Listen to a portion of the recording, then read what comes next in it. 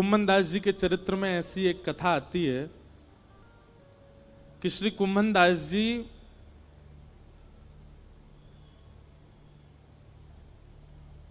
बहुत अकिंचन थे। उनके घर में धन संपत्ति नहीं थी। ठाकुर जी साक्षात प्रकट होकर उनकी गोद में बैठ करके खेलते थे।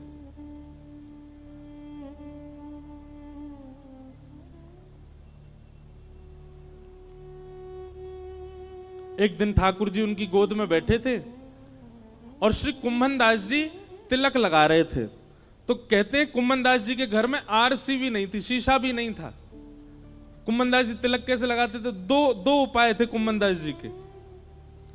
कठौते में जल भरते थे, उसमें अपना प्रतिबिंब देखते थे जल के अंदर, और प्रतिबिंब देख के फिर तिलक लगाते थे। या फिर ठाकुर जी किसी दिन खेलते खेलते उनकी गोद में आ जाते और गोद में बैठे बैठे ठाकुर जी बताते, हाँ कुम्भना यहाँ ते सीधो ले चल लगो। अब यहाँ नीचे तो नेक घुमाए दे, अब यहाँ ते नेक ऊपर कर, बीच में यहाँ कोने कर, अब यहाँ कर।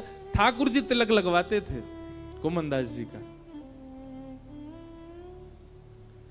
इतने सामीप्य में ठाकुर जी रहते थे। कुम्भन दास जी के चरित्र में आता है कि श्री कुम्भन दास जी जब अपने खेत में हल जोतते थे तो ठाकुर जी ऐसे अपनी पीतांबरी में अनाज आदि जो भी होता था वो लेके स्वयं डालते हुए चलते थे कुम्भन दास जी के साथ। पर कुम्भन दास जी ने कभी ठाकुर जी से कोई याचना नहीं की। एक दिन की बात है, कुम्भन दास जी अपने खेत में हल जोत रहे थे, ठाकुर जी पीछे ऐसे उड़ाते हुए चल रहे थे सब बीजों को। इतने में मंदिर का घंटा बजा और जोर जोर से जैसे घंटे बजने लगे तो कुम्भन दास जी ने तुरंत हल छोड़ा, हाथ धोने लगे, पांव में जल डालने लगे, मुख पोंछा और तुरंत मंदिर की ओर भागने लगे। ठाकुर जी बोले, ए कुंभना कहां जा रहा है? जय जय दर्शन को समय है गयो, मंदिर जा रहा हूं। बोले, तू भी कुंभना कैसो बावड़ो, मैं तेरे संग यहाँ खेत में खड़ा हूं, तेरे संग हल जुतवा रहा हूं और तू मंदिर में भाग रहा हूं मेरे दर्शन को। कुम्भन दास जी बोले, जय जय यहां तो आप अपनी इच्छा से आते हो, आज आते हो, कल आओगे कि नहीं इसका कोई प्रमाण थोड़े। और कल मुझसे कोई अपराध हो गया, परसों मुझसे कोई अपराध हो गया तो क्या पता आप मुझसे मिलना ही बंद कर दो। पर मंदिर में तो आपको आचार्यों ने बैठाया, वहां से आप कहीं नहीं जाओगे, इसलिए मंदिर दर्शन में कभी नहीं छोड़ सकता। क्योंकि आप मेरे प्रेम से भले ही यहां आ जाओ, मंदिर में तो आप सदा विराजोगे, इसलिए मैं तो वहीं दर्शन करूंगा। ठाकुर जी संग रहते थे उनके, लेकिन वो फिर भी मंदिर में जाते थे। कभी ठाकुर जी से याचना नहीं करी कि मेरे परिवार को नेक समृद्ध बना दो, मेरे घर पे नेक व्यवस्था करवा दो, कभी नहीं। क्योंकि बंधुओं, कल एक व्यक्ति मिलने आए, वो मुझसे बोले कि हम ठाकुर जी से बोल के कुछ नहीं मांगते पर मन में तो चलता रहता है। आपने मना किया कथा में कि ठाकुर जी से कुछ मत मांगो, तो हम बोलते नहीं है पर मन में तो आता है। इसका मतलब कहां है? इसका मतलब यही है कि भक्ति में अभी कहीं चूक हो रही है। वास्तविकता बताएं बंधुओं, भक्ति तीव्र, भक्ति श्रेष्ठ तब जानिए कि ठाकुर जी सामने आए, ठाकुर जी को देखते भूल गए क्या मांगना था, विस्मृति हो गई। अपने गुरु के सामने सोच करके तो बहुत गए थे कि ये पूछेंगे, ये पूछेंगे, ये कहेंगे, पर गुरु के सामने जाते सब विस्मृति हो जाए, समझना आपकी भक्ति प्रबल है।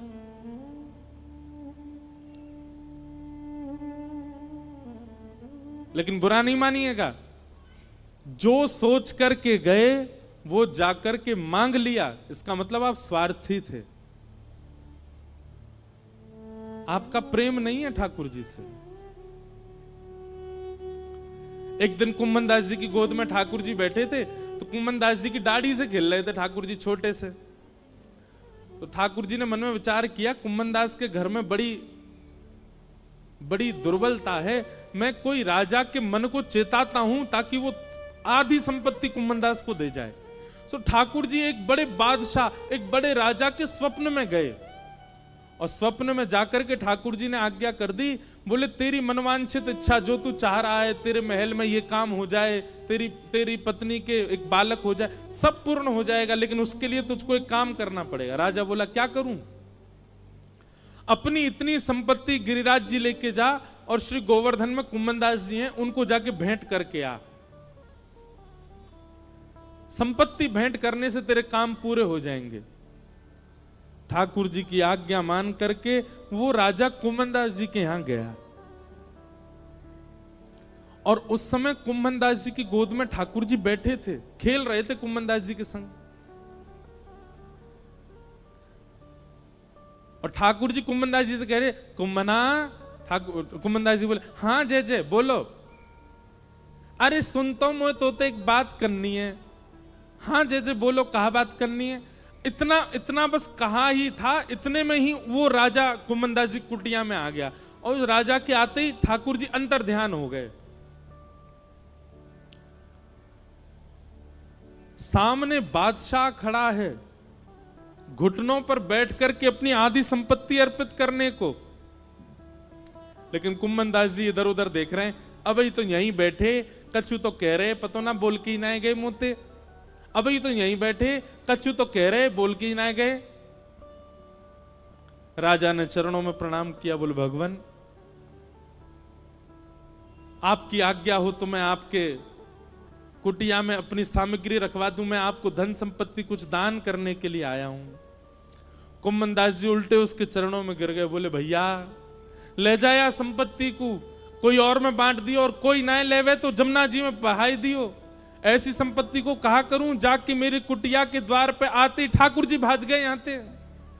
ऐसी संपत्ति को मैं कहा करूंगा, जैसे ठाकुर जी छोड़ के चले गए। घर के लोग चिल्ला रहे हैं, अरे कुम्भनदास जी कुछ तो ले लो, आपकी कुंवारी भतीजी है, उसका ब्याह करना है, घर की थोड़ी मरम्मत करवा देंगे। रात में वर्षा हो जाती है तो रात भर सो नहीं पाते हैं, हमारे घर में जल भर जाता है, अरे कुछ तो ले लो, कोई देने आया है। कुम्भनदास जी बोले ऐसी संपत्ति ना लूंगा। जाके द्वार पे आते ही ठाकुर जी भाज गए।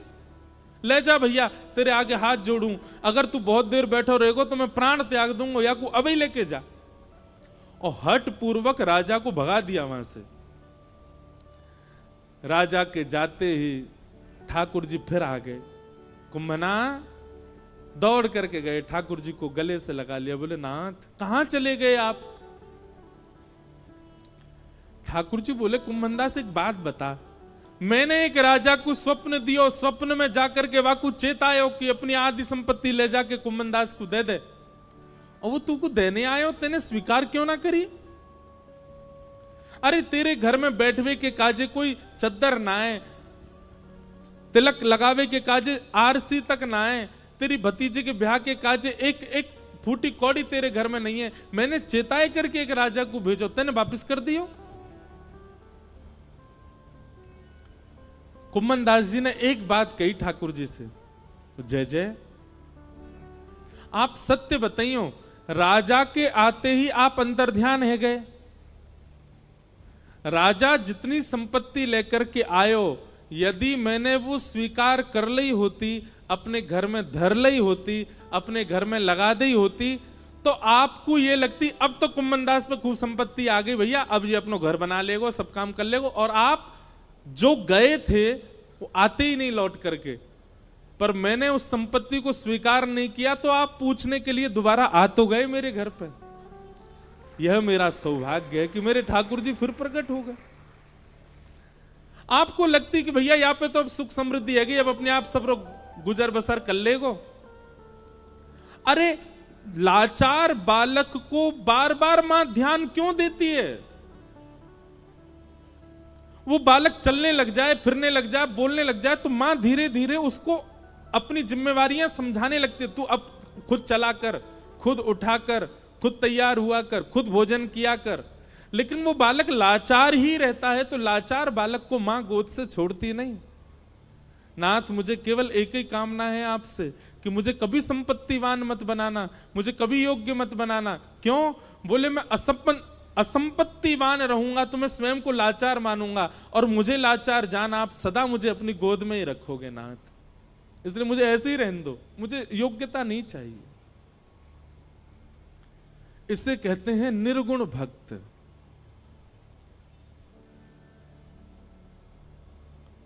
जो कोई कामना नहीं करते ठाकुर जी से, सदा प्रसन्न रहते हैं, ठाकुर जी की रजा में राजी रहते हैं, ये निर्गुण भक्त है।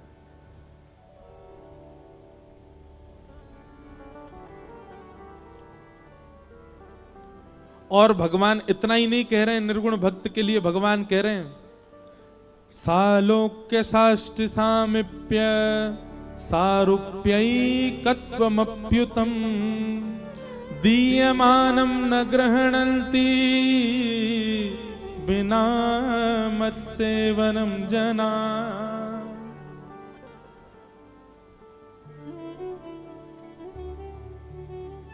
पांच प्रकार की मुक्ति होती है। मुक्ति एक नहीं, पांच होती हैं। कौन कौन सी? सालोक्य, साष्टि, सामिप्य, सारूप्य और एकत्वम। ये पांच मुक्ति हैं। बहुत ध्यान से सुनना। पहले तो मुक्ति मिलना ही बहुत कठिन है, और उन मुक्तियों में भी ये पांच श्रेणियां हैं। सबसे पहली श्रेणी का नाम है सालोक्य। बहुत ध्यानपूर्वक सुनो सब लोग, देखो। सालोक्य मुक्ति किसको कहते हैं? भगवान के वैकुंठ लोक की प्राप्ति हो जाना, इसको सालोक्य मुक्ति कहते हैं। लोक की प्राप्ति।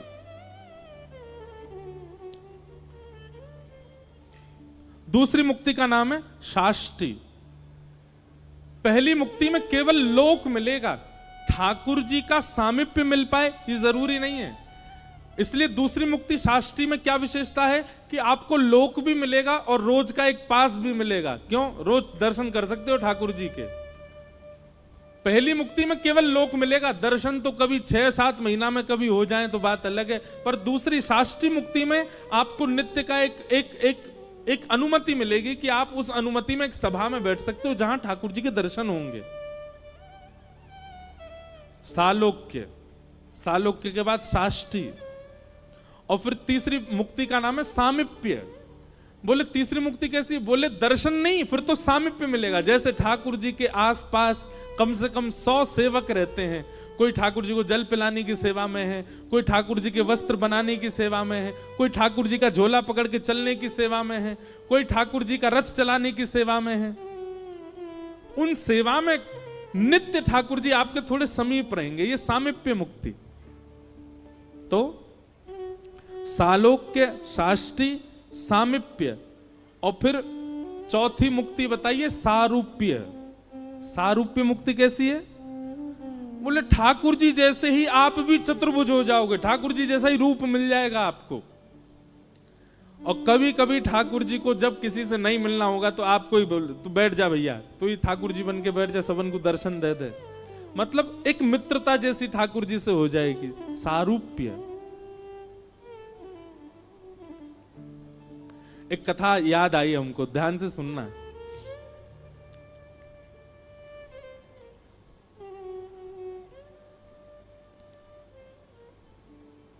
आज पंडरीनाथ भगवान का बहुत स्मरण हो रहा है, श्री विठ्ठल भगवान।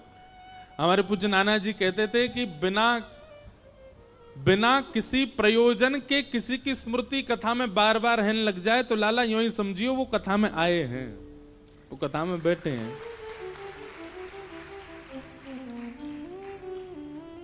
पंडरीनाथ भगवान आपके मध्य प्रदेश से महाराष्ट्र ज्यादा दूर नहीं है। हमारे मंडीदीप वाले तो अभी मेरी पंढरपुर में कथा थी तो आए भी थे, आप लोग भी जाना एक बार। अद्भुत ठाकुर जी हैं पंढरपुर में, ऐसे खड़े कमर पर हाथ रख के, श्री विठ्ठल भगवान। तो नामदेव जी रोज अपनी मां के साथ जाते थे दर्शन करने। बहुत ध्यान से सुनना। नामदेव जी रोज ठाकुर जी से कहते, ठाकुर जी हम भोग बना के मंदिर लाते हैं, आपको पवाते हैं, कभी ऐसा अनुग्रह करो ना कि आप घर आके ही पाओ हमारे। वहीं मां गरम गरम चूल्हे पर रोटी बनाएगी, आप थाली पे बैठना, मैं आपको परोसा करूंगा, मेरे घर पे आके आप प्रसाद पाओगे, बड़ी कृपा होगी। रोज नामदेव जी कहते हैं हमारे घर कब आओगे, हमारे घर कब आओगे। एक दिन ठाकुर जी सामने खड़े खड़े नामदेव जी से बोले, नामदेव तू भी ऐसी बात करता है, मैं तेरे घर आ जाऊंगा 24 घंटा। विठ्ठल भगवान 2-3 घंटे से ज्यादा रात्रि में बंद नहीं होता मंदिर। 10-11 बजे शयन होते हैं ठाकुर जी के, 3 बजे फिर खुल जाते हैं मंदिर। बोले पूरे दिन में खड़ा रहता हूं भक्तों को दर्शन देने के लिए, और एकमात्र ऐसा मंदिर है भारत का जहां पर हर व्यक्ति भीतर जाए और जाके ठाकुर जी को ऐसे गले से लगा सकता है। इतने भक्त आते हैं दर्शन करने के लिए, सबको दर्शन देता हूं मैं। तेरे घर कैसे आऊं भोजन करने, बता। रात में 2-3 घंटे बचते हैं, उसमें मैं शयन नहीं करूं मैं? और मैं तेरे घर आऊंगा दर्शन प्रसाद पाने, यहां मंदिर में कौन रहेगा? नामदेव जी बोले बस इच्छा थी कि आप कभी हमारे घर आओ दर्शन देने, प्रसाद पाने। तो नामदेव जी से भगवान बोले, अच्छा नामा सुन, एक काम कर। बोले क्या? एक दिन तू मेरी जगह खड़ा हो जा विठ्ठल बन के, मैं तेरे घर प्रसाद पाऊंगा। नामदेव जी बोले ये कैसे संभव? बोले सब संभव है, मैं श्रृंगार करूंगा तेरा, कोई पहचान ही नहीं पाएगा कि नामदेव खड़ा है, सबको लगेगा कि ये तो पंडरीनाथ है। बस 2-3 बातों का ध्यान रखियो। नामदेव जी बोले क्या? बोले पहले मेरी जगह आ। रात्रि में शयन जैसे ठाकुर जी का हुआ, नामदेव जी को ठाकुर जी ने छुपा लिया गर्भगृह में, सब चले गए। ठाकुर जी अपने स्थान से उतर गए, नामदेव जी को खड़ा किया। बोले खड़े हो जाओ, कमर पर हाथ रख लो। ठीक है। बोले अब ध्यान रखना, पहली बात तो आंख बंद रखना, खोलना नहीं, मैं ऐसे ही खड़ा रहता हूं। ठीक है। दूसरी बात, सुबह 3 बजे पुजारी जी आएंगे और तुमको नींद आ रही होगी बहुत जोर से, वो घंटे घड़ियाल बजाएंगे जोर जोर से, तो घंटे घड़ियाल सुनकर के तुम्हारी नींद खुलेगी, आंख मत खोल लेना, बंदी रखना। और फिर उसके बाद वहां मंगला आरती को वहां बोलते हैं काकड़ा आरती। कौन सी आरती? मंगला आरती को बोलते काकड़ा आरती।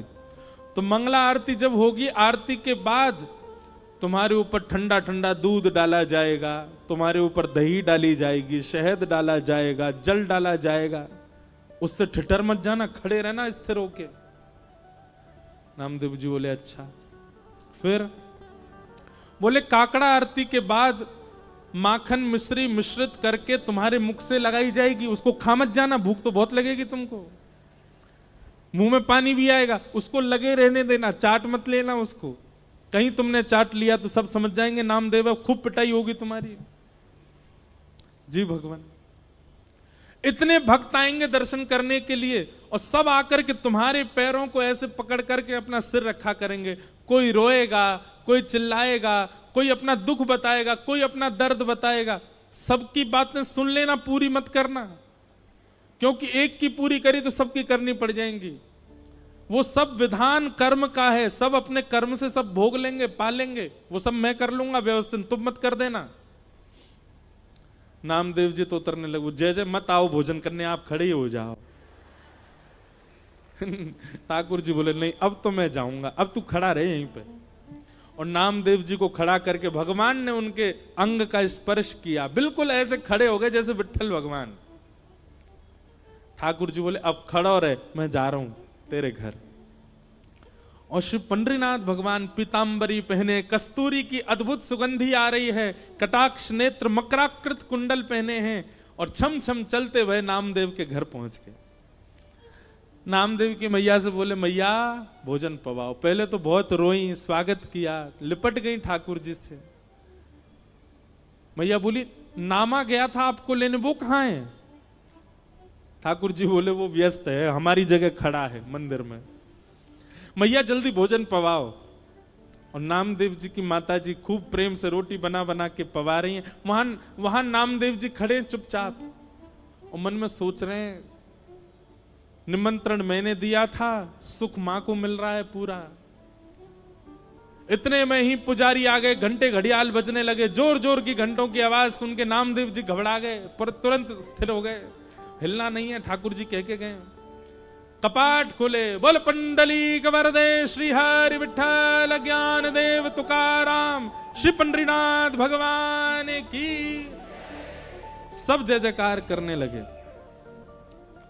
नामदेव जी स्थिर खड़े हैं, अभिषेक हुआ, मुख पे मक्खन लगा दिया, सब काम जो जो ठाकुर जी बता गए सब हुआ।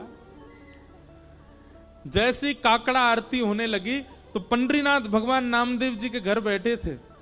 घर बैठे बैठे ठाकुर जी के मन में आया, मैया चलो नामा से मिलके आते हैं। और एक काली सौल ठाकुर जी ने ओढ़ी, सिर के ऊपर डाल ली, अपना रूप छुपा लिया कि किसी को दिखूं ना। और भक्तों की पंगत में लंबी लाइन में ठाकुर जी खड़े हैं अपने भक्त को देखने के लिए। जैसे ही ठाकुर जी भीतर पहुंचे और अपनी ब्रह्म वेदी पर जब नामदेव को खड़ा हुआ देखा, ठाकुर जी दूर से बलैया लेने लगे। आहा नामा कितना अच्छा लग रहा है, कितना प्यारा लग रहा है मेरा नामा। ठाकुर अब वहां सब गर्भगृह में जाते हैं। जैसे ही ठाकुर जी गर्भगृह में पहुंचे, कंबल उम्बल में ढक के गए थे। नामदेव जी को पता चल गया ठाकुर जी आए हैं। ठाकुर जी मन ही मन नामदेव से बात कर रहे हैं, बोले नोच लूं तुझे? नामदेव कह रहे नहीं नहीं भगवान, मैं उछट जाऊंगा, पुजारी पकड़ लेंगे मुझको। ज्यों ज्यों ठाकुर जी पास आए, नामदेव जी कह रहे हैं ठाकुर जी आप प्रणाम मत करना मुझको। ठाकुर जी बोले नहीं, आज तो प्रणाम करूंगा, आज तो वंदन करूंगा। और ठाकुर जी जाकर के नामदेव के चरणों से लिपट जाते हैं। नामदेव जी के नेत्रों से अश्रुपात होने लगे। बोले नाथ, हम एक कृपा की आकांक्षा करते हैं, आप इतना भंडार क्यों लुटा देते हैं? ठाकुर जी बार बार रोम रोम की बलैया नामदेव की लेते हैं। और तब से लेकर आज तक पंढरपुर में नियम है कि साल के 365 दिन में से एक दिन आज भी ऐसा मान्यता है कि वहां श्री पंडरीनाथ भगवान नहीं होते, वहां नामदेव जी ही खड़े होते हैं। और सुनो बात तो सुनो पूरी, एक दिन वहां नामदेव जी खड़े होते हैं और सब पुजारी और मंदिर प्रशासन के लोग सब दर्शनार्थियों को प्रणाम करते हैं, क्योंकि दर्शनार्थियों के अंदर ही, दर्शनार्थियों के रूप में ही रूप बदल करके पंडरीनाथ दर्शन करने आते हैं नामदेव जी का। कौन कहता है कि ठाकुर जी कृपालु नहीं है? कौन कहता है ठाकुर जी अनुग्रह नहीं करते? आज भी करते हैं। ऐसे भक्त ठाकुर जी को अति प्रिय हैं, इनको कहते हैं निर्गुण भक्त। आप कहेंगे नामदेव जी ने ऐसी क्या निर्गुणता थी? सुनिए, आज भी आप जाएंगे पंढरपुर में तो पंढरपुर का जो मुख्य द्वार है पंडरीनाथ भगवान का, वहां आप जाकर के देखेंगे तो श्री नामदेव जी महाराज की समाधि पता है कहां है? मंदिर की जो सीढ़ियां हैं चढ़ने वाली, उन सीढ़ियों में नामदेव जी की और पूरे परिवार की समाधि है। नामदेव जी का भाव है, आज से लेकर के जब तक पंडरीनाथ भगवान विराजे रहेंगे, हमारी इच्छा है जितने दर्शनार्थी आए हमारे ऊपर होकर के पंडरीनाथ का दर्शन करने जाएं, सबकी चरण रज हमको प्राप्त हो। फिर बाद में कुछ राजाओं ने और मंदिर प्रशासन ने उस स्थान को बंद कर दिया। बोले हमको पीड़ा होती है जब नामदेव जी के ऊपर पैर रख करके हम लोग दर्शन करने जाते हैं। पर नामदेव जी आज भी वहां पौड़ी में सिड्डियों के भीतर नामदेव जी की समाधि है, बैठे हैं ठाकुर जी।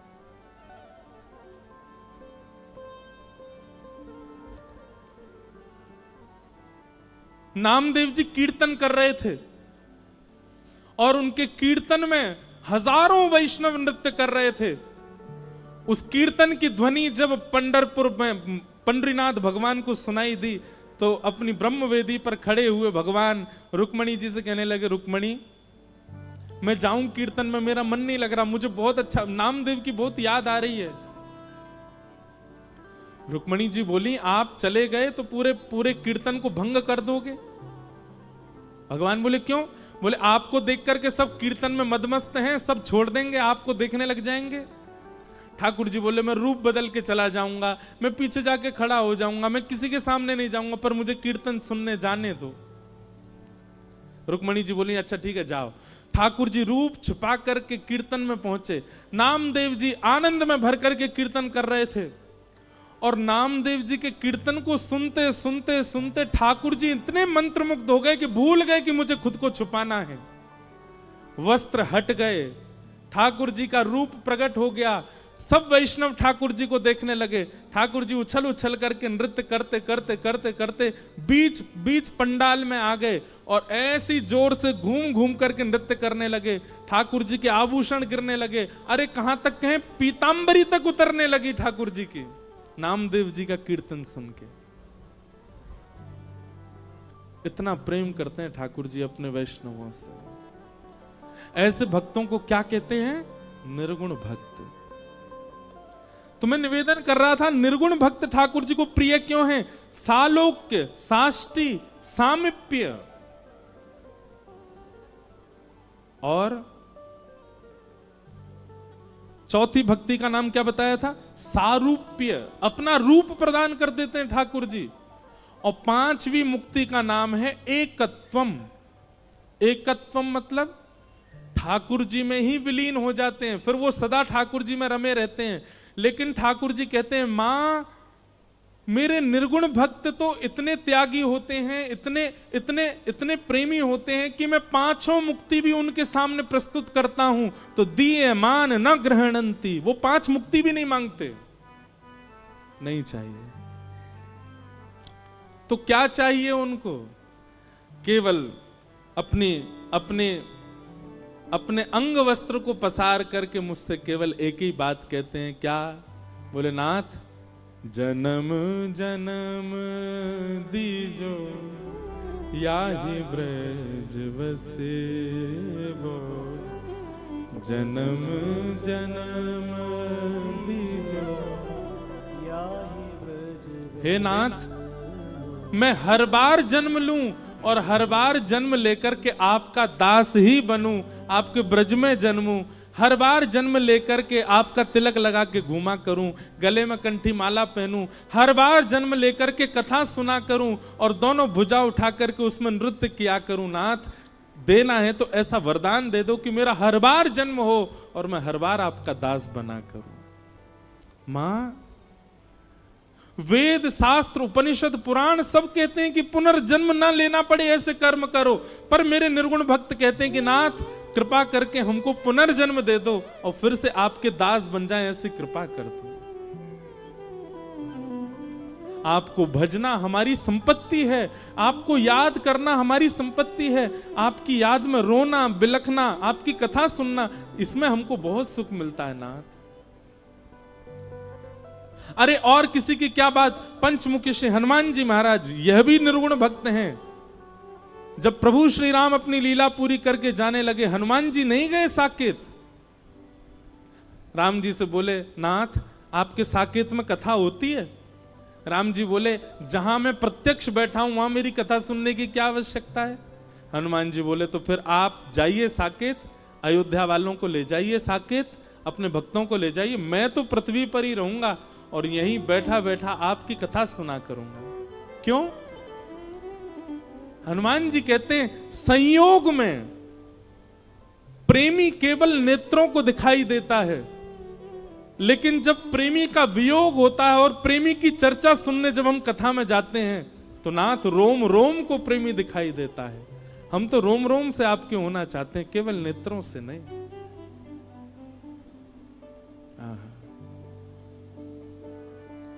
ये जीवन समर्पित चरण में तुम्हारे, निर्गुण भक्त के ये लक्षण है।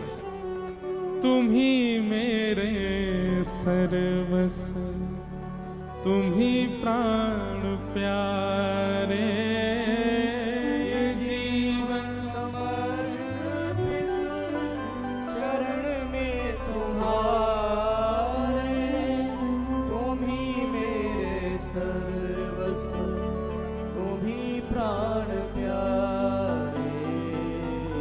जहां ले चलोगे वहीं मैं चलूंगा, जहां ले चलोगे वहीं मैं चलूंगा, तो जहां ले चलोगे वहीं मैं चलूंगा, जहाँ ले चलो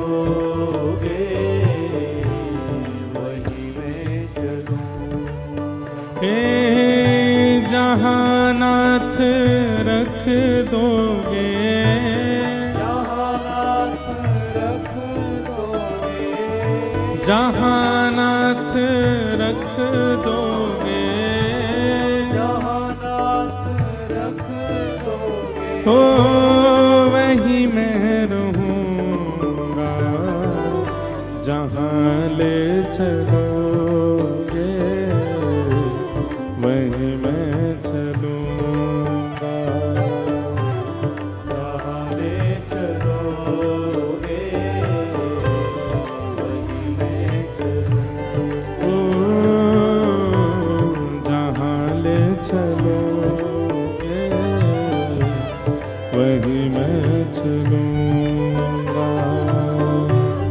जहाँ ले चलोगे वहीं मैं चलूँगा। परम सौभाग्य है आज कथा में। वैसे तो नित्य ही विप्रजन विद्वज्जन सब आ रहे हैं, परंतु आज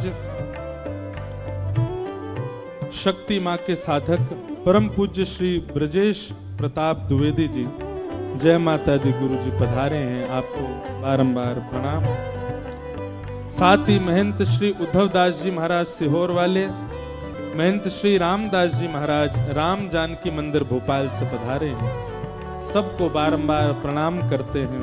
दोनों भुजा उठा करके भाव से गाओ, जहां ले चलोगे वहीं मैं चलूंगा, जहां ले चलोगे वहीं मैं चलूँगा। हो जहां नाथ रख दोगे, जहाँ नाथ रख दोगे, जहां नाथ रख दोगे, जहाँ नाथ रख दोगे, हो वहीं मैं रहूंगा, जहां ले चलोगे वहीं मैं चलूंगा, जहां ले चलोगे वहीं मैं श्री राधा रमण लाल की।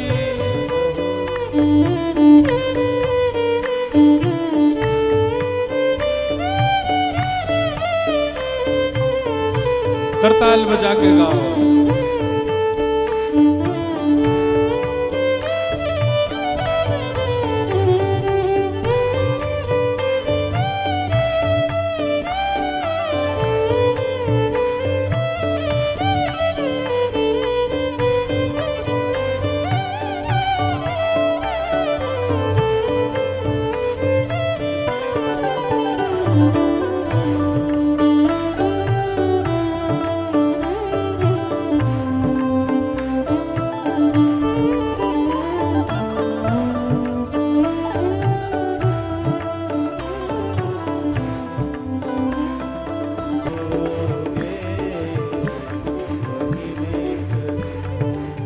ओ जहां नाथ रख दोगे, जहाँ नाथ रख दोगे, जहां नाथ रख दोगे, जहाँ नाथ रख दोगे, ओ वहीं मैं रहूंगा, जहां ले चलोगे वहीं मैं चलूंगा, जहाँ ले चलोगे वहीं मैं चलूँगा।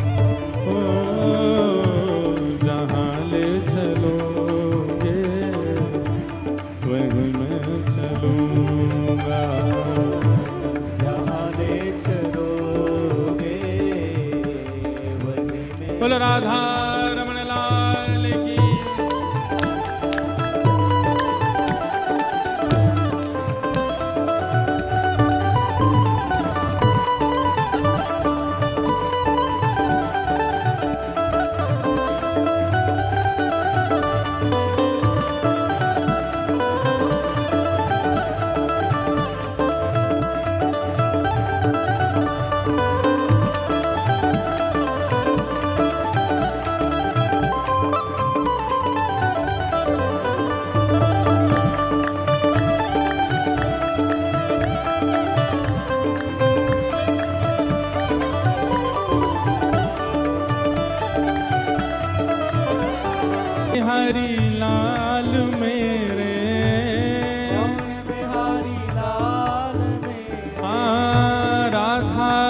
वल्लभ लाल मेरे, राधा वल्लभ लाल मेरे, मैं तेरा ही रहूंगा, जहाँ ले चलोगे वहीं मैं चलूंगा, जहाँ ले चलोगे वहीं मैं चलूंगा।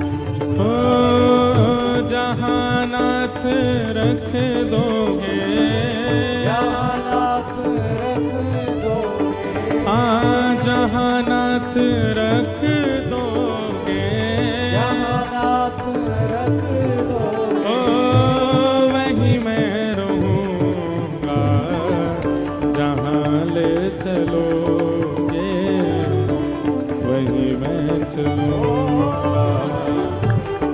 आगे चलोगे वहीं मैं चलूंगा। गोविंद बोलो हरि गोपाल बोलो, गोविंद बोलो हरि गोपाल बोलो गोविंद बोलो हरि गोपाल बोलो, गोविंद बोलो हरि गोपाल बोलो, श्री राधा रमण हरि गोविंद बोलो, राधा रमण हरि गोविंद बोलो, श्री राधा रमण हरि गोविंद बोलो, राधा रमण हरि गोविंद बोलो, हे गोविंद बोलो हरि गोपाल बोलो, बोलो हरि गोपाल बोलो, हे गोविंद बोलो हरि गोपाल बोलो। गोविंद बोलो हरि गोपाल बोलो।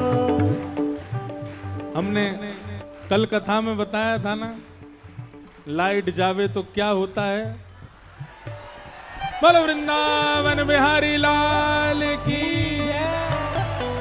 गोविंद बोलो हरि गोपाल बोलो, गोविंद बोलो हरि गोपाल, गोविंद बोलो हरि गोपाल बोलो, गोविंद बोलो हरि गोपाल बोलो, श्री राधा रमण हरि गोविंद बोलो, राधा रमण हरि गोविंद बोलो, श्री राधा रमण हरि गोविंद बोलो। राधा रमण हरि गोविंद ओ जय जय राधा रमण प्यारो राधा रमण, राधा रमण प्यारो राधा रमण, ओ जय जय राधा रमण प्यारो राधा रमण, राधा रमण प्यारो राधा रमण, ओ जय जय राधा रमण प्यारो राधा रमण, राधा रमण प्यारो राधा रमण, जय जय राधा रमण प्यारो राधा रमण, राधा रमण प्यारो राधा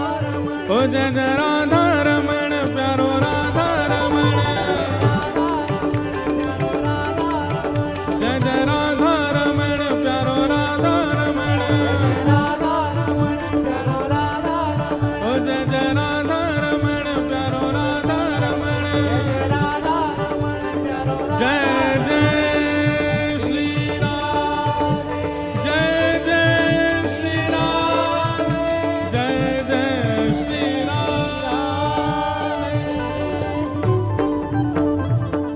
बोलो वृंदावन बिहारी लाल की।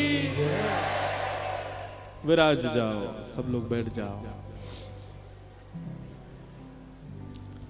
ठाकुर जी अपनी उपस्थिति अपने आप दर्ज करा देते हैं कि हम आ गए हैं, हमारो आन। और ये पता हर कथा में होता है ऐसा, लगभग हर कथा में।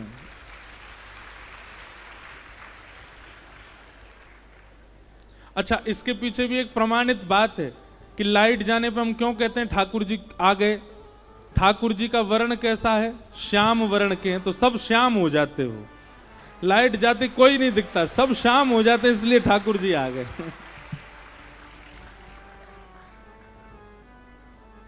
इस प्रकार कपिल भगवान देवहूति माता को ज्ञान उपदेश कर रहे हैं। तो भैया सुनो, अगर राजस हो तो निर्गुण राजस हो,